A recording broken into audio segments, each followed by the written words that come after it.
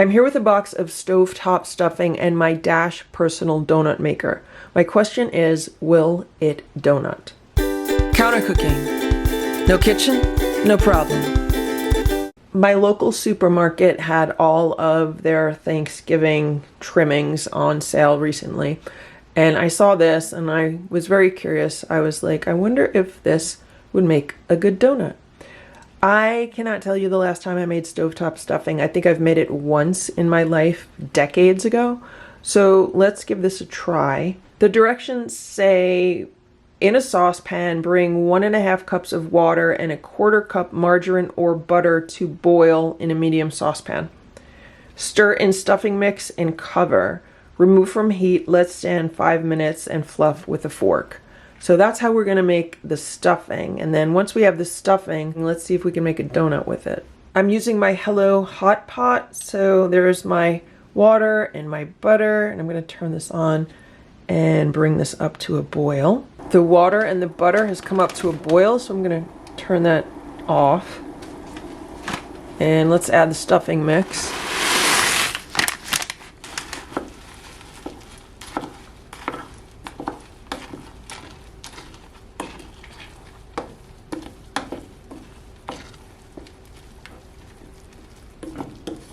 Now let's cover this, and I'm gonna let it sit for 5 minutes. It's been 5 minutes. Let's mix up the stuffing a little bit.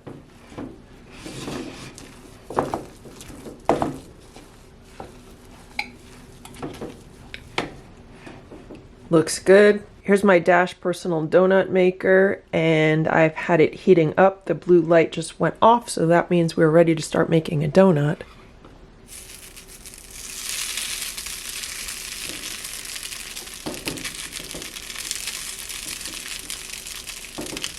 I just piled a whole bunch of stuffing in this donut maker. The reason why is because I don't think it's going to grow. I did not add an egg to it or anything. So let's shut this and let's see if we end up with a donut. It has been 4 minutes now, and there's a lot of steam coming out of this donut maker, and I'm getting a really nice aroma of stuffing. So I'm thinking it potentially could be done. So let's open this up. And there's my stuffing donut. The question now is, will it stay together when I try to remove it from this donut maker, or is it going to fall apart and crumble? Guess what, guys? That's gonna fall apart. Yeah, there's nothing holding it together. Now let's try this with an egg. So I added an egg to a bowl, and I added about 1 cup of stuffing. And let's combine this. And the egg should act as a binder to bind the stuffing together and make the donut. I want to give this a good stir to make sure it's all mixed together. I think that looks good. Here's the donut maker again.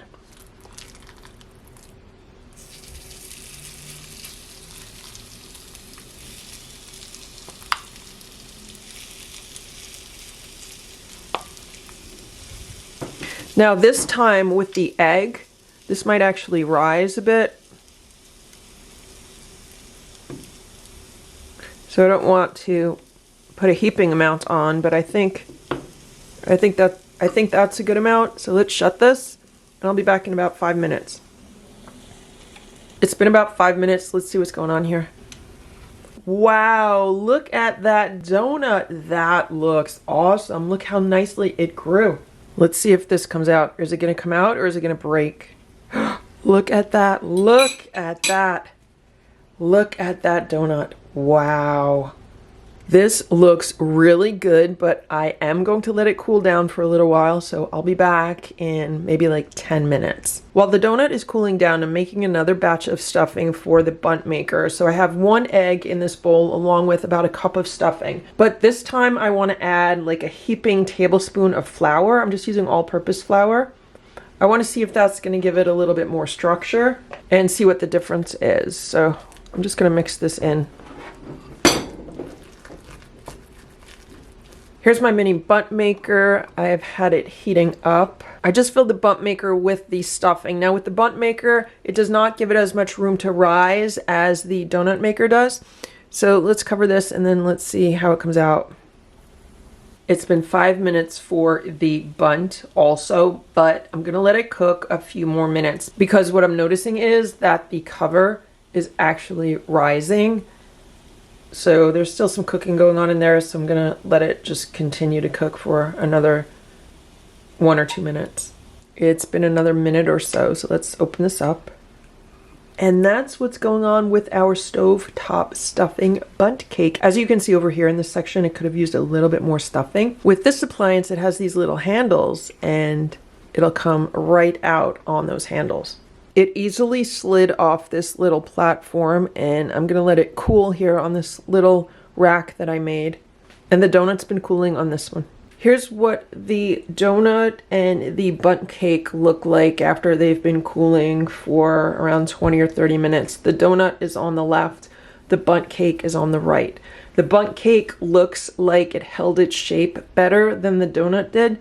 The donut deflated a little bit. As you can see, the donut is not as round and fluffy as it was. It's still holding together very nicely. This was the bottom. It looks really nice on the bottom. And this was the top. So let's give this a taste. It has a nice texture and it holds together well. And this one was just an egg and the stuffing. And I think it makes a nice savory donut, or if we want to call this a bagel, we could. But I'm definitely happy with how that came out. It was good. And now here's the bundt cake. Let's see how this one is. This one has the addition of a little bit of flour. This one definitely came out better. When you bite into it, it's a little bit thicker. It has more body to it. It's definitely more cakier, if that makes any sense. I definitely like it better with the addition of just a little bit of flour. Now let's see how these cut. Will I be able to cut it in half like I can a bagel?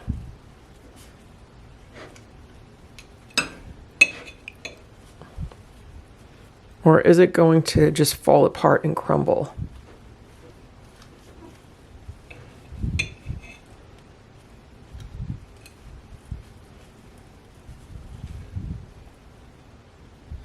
And there it is. It held together pretty good. I think this would make a great base for a leftover turkey sandwich. Just add some turkey to this, some cranberry sauce, whatever else you like on a turkey sandwich, and then put the top on. And then there you have a bite of Thanksgiving. That's really cool. Let's see how the bundt cake cuts. This has the additional flour.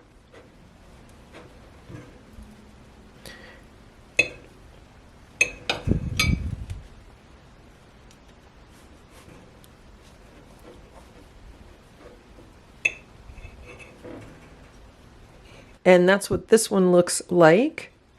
It's definitely more stable. It's not as floppy. It is thicker because the bundt maker does hold a little bit more batter than the donut maker does. The biggest difference is that with the bundt maker, it doesn't have as much room to rise.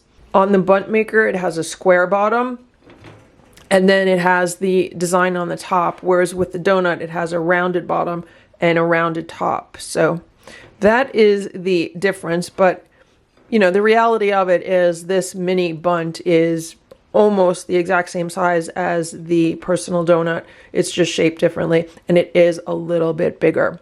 So for one of these, since they are quite a bit thicker, they would make a really nice open face sandwich. For example, put one of these on a plate, put some turkey on top of it, some gravy, and that would be a really nice open face sandwich using stuffing instead of bread. So that is how you can make a donut out of stovetop stuffing mix. I hope you enjoyed this video. If you did, please give it a thumbs up. Please subscribe to this channel to see what else we can make with these mini appliances. Thanks so much for watching. Have a great day. Bye.